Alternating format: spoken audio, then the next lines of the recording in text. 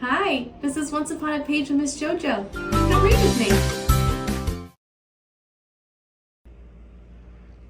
Be Careful What You Wish For, written by Julie Redfield Young, illustrated by Arthur M. Nascimento.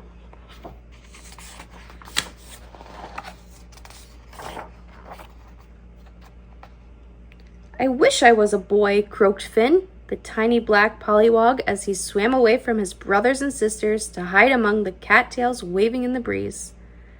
His older brother, Toady, who already had frog legs, laughed. You'll be lucky if you last long enough to become a frog. His sisters giggled, creating bubbles in the murky pond. Finn darted his head out of the weeds. His eyes popped out like balloons as he yelled, I can too! Just watch me.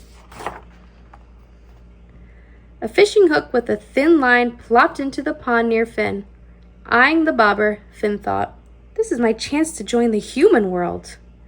He bit the hook. It hurt his mouth as the lad named Colten reeled him in. Look, Papa, I caught a pollywog, Colten screeched with pride. Gray hair dipped out from under the old man's cap. He rubbed his bristly whiskers and asked, Colten, what are you going to do with it? I'm going to fry it in a pan. Chuckling like jolly old Nick, Papa said, that wouldn't even feed a fly.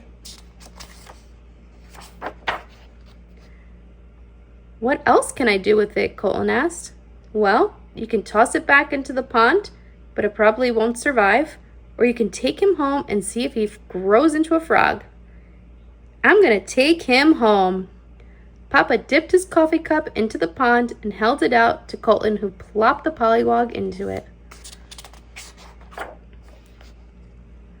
The pond water sloshed around as they drove home on the bumpy road, making Finn feel so dizzy his eyes spun like a kaleidoscope. At home, Colten poured Finn into a goldfish bowl after dumping his marbles into a box. Every day, Finn grew bigger and bigger. First, his legs popped out. They looked like they belonged to a frog, not a boy. This made Finn sad. Then his arms popped out. They looked like they belonged to a frog, too. Finn grew even sadder. When his head finally popped out and he looked at his image in the mirror, he discovered he looked just like his father. He wasn't sad because he wasn't a boy. He was sad because he missed his family. Papa, wailed Colten, something's wrong with my pollywog. Papa examined Finn and said, it's time to return him to his pond. At the pond, Colten gently slid Finn back into the water. Finn's brothers and sisters croaked like musical instruments when they saw him. Toady swam over to Finn and said, we thought you became a boy. No, but I'm glad I didn't, Finn said, because I missed everyone so much. I couldn't even croak.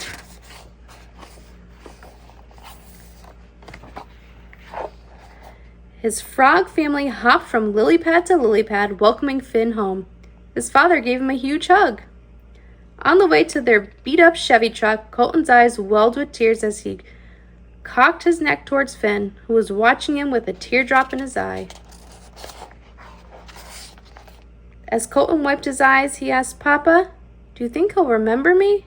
Papa ruffled Colten's hair and said, always and forever. That end.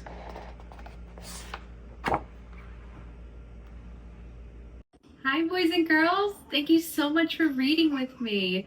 Please remember to like and subscribe so we can read more books together. Bye.